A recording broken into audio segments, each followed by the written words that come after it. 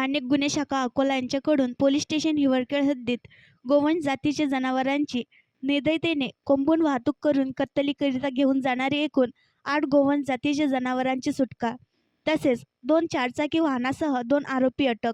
एकूण 12,100,000 रुपयांचा मुद्देमाल जप्त.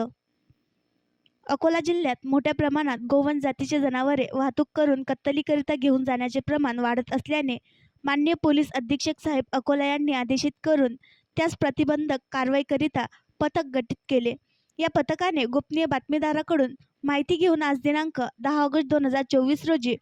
पोलीस स्टेशन हिवरखेड हद्दीतील शक्ती चौक हिवरखेड येथे नाकाबंदी करून गोवंश जनावरे कत्तलीकरिता घेऊन जाणारे 2 चारचाकी मालवाहू वाहने पकडून त्यामध्ये 8 गोवंश जातीची जनावरे किंमत अंदाजे 2 लाख रुपये तसेच गोवंश वाहतुकीकरिता वापरण्यात आलेली 2 चारचाकी मालवाहू वाहन किंमत अंदाजे 10 लाख रुपये असा एकूण 12,100,000 रुपयांचा मुद्देमाल हस्तगत करून आरोपी नामे